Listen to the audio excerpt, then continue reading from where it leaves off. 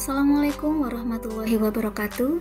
Kepada yang kami hormati Bunda Profesor Dr. Siti Hartinah DSMM selaku dosen mata kuliah Kepemimpinan Pedagogi Magister Pedagogi Universitas Pancasakti Tegal serta rekan-rekan kelas MP7A, semoga kita senantiasa sehat dan bahagia. Saya Prabingesti Anggersika akan menyampaikan presentasi saya tentang membangun komunikasi yang efektif dalam kepemimpinan pendidikan.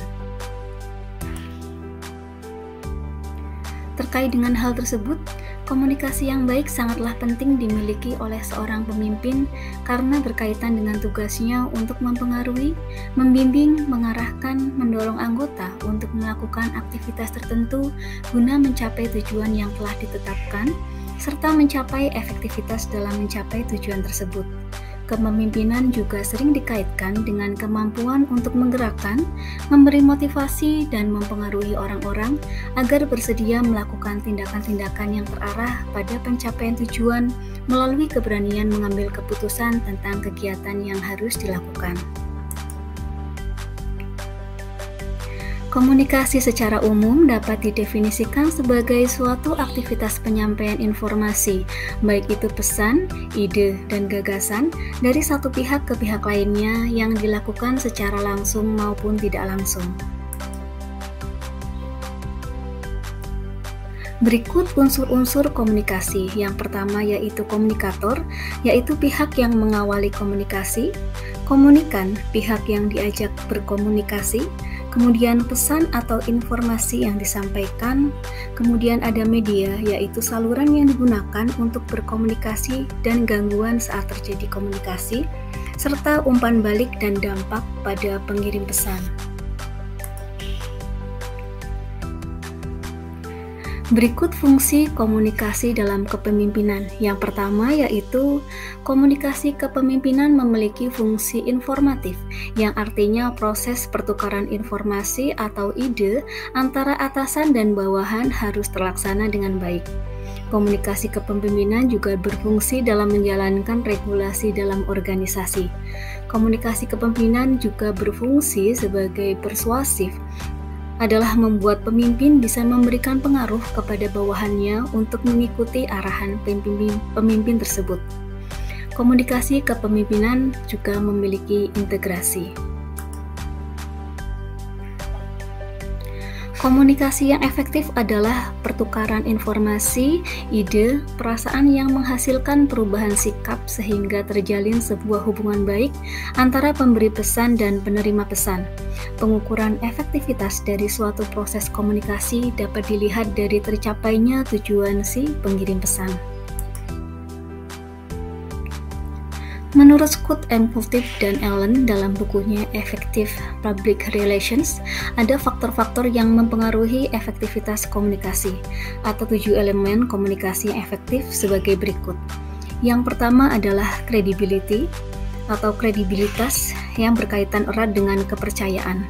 Ya, seseorang komunikator yang baik harus memiliki kredibilitas agar pesan yang disampaikan dapat tersasar dengan baik. Beberapa hal yang berhubungan dengan kredibilitas lainnya, misalnya kualifikasi atau tingkat keahlian seseorang. Yang kedua adalah konteks. Konteks berupa kondisi yang mendukung ketika berlangsungnya komunikasi. Supaya komunikasi berjalan efektif, konteks yang tepat menjadi hal yang menarik perhatian audiens. Yang ketiga adalah konten. Isi pesan merupakan bahan atau materi inti dari apa yang hendak disampaikan kepada audiens. Komunikasi menjadi efektif apabila isi pesan mengandung sesuatu yang berarti dan penting untuk diketahui oleh audiens. Yang keempat adalah clarity. Pesan yang jelas alias tidak menimbulkan penafsiran yang bermacam-macam adalah kunci keberhasilan komunikasi. Kejelasan informasi adalah hal penting yang bisa mengurangi dan menghindari resiko kesalahpahaman pada audiens. Selanjutnya yaitu continuity and consistency. Agar komunikasi berhasil, maka pesan atau informasi perlu disampaikan secara berkesinambungan atau kontinu. Yang keenam yaitu capability of audience. Komunikasi dapat dikatakan berhasil apabila sang penerima pesan memahami dan melakukan apa yang terdapat pada isi pesan. Dan yang terakhir adalah channels of distribution. Selain berbicara secara langsung kepada audiens, ada cara lain untuk berkomunikasi, yaitu menggunakan media. Bentuk-bentuk media komunikasi yang biasa digunakan saat ini adalah media cetak ataupun elektronik.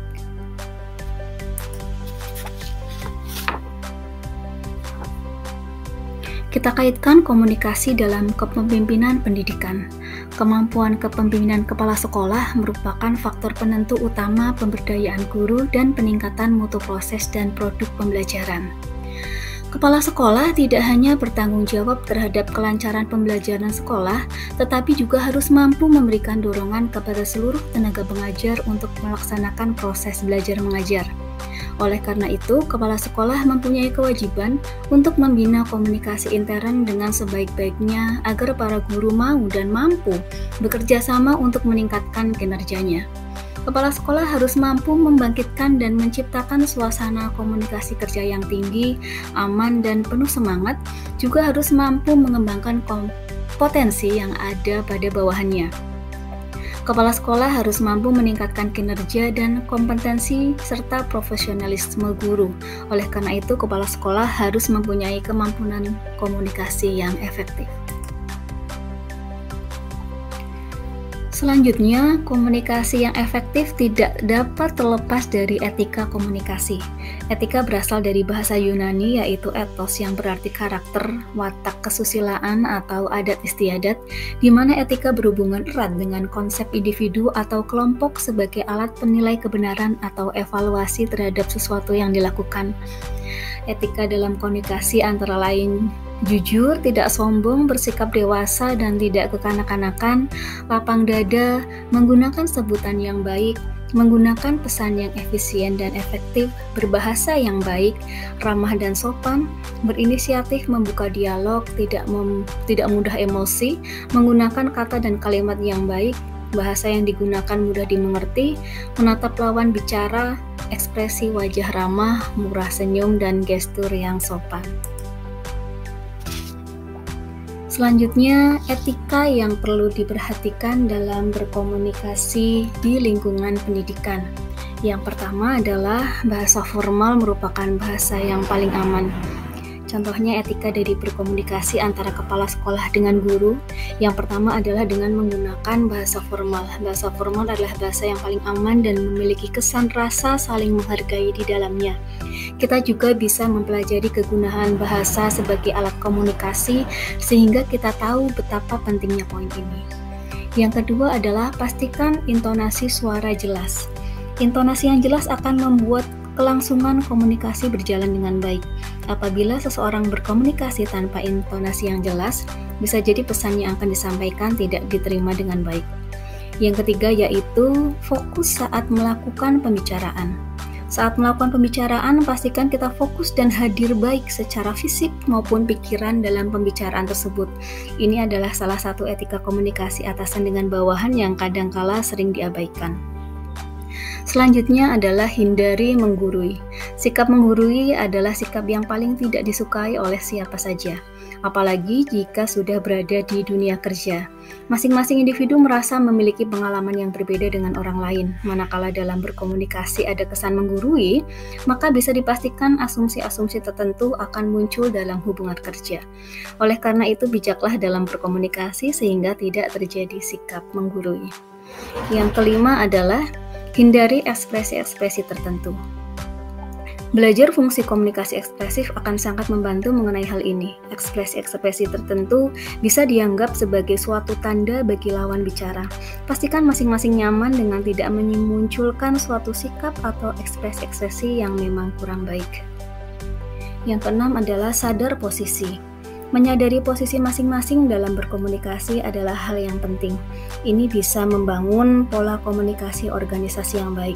Seseorang harus memahami sebagai apa di saat ini dalam berkomunikasi dengan orang lain. Manakala hal ini diabaikan, maka tidak menutup kemungkinan seseorang akan menjadi merasa superior dibandingkan yang lain. Kemudian selanjutnya mengendalikan emosi. Kemampuan dalam menggunakan teknik komunikasi asertif adalah kemampuan yang mulai bisa dilatih apabila kita sudah bicara mengenai komunikasi atasan dengan bawahan. Bagaimana kita bisa mengendalikan emosi dan tidak mudah terpancing amarah adalah salah satu hal yang memang patut ditingkatkan. Dan yang terakhir adalah menjaga sikap profesional. Sikap-sikap profesional akan terlihat dari bagaimana cara kita bertutur kata. Oleh karena itu, mempelajari cara berkomunikasi dengan baik dan profesional adalah salah satu cara yang paling tepat untuk menjadikan kita lebih dihargai. Demikian presentasi dari saya mohon bantuan serta masukan dari teman-teman dan Bunda Prof untuk menjadi lebih baik. Terima kasih. Wassalamualaikum warahmatullahi wabarakatuh.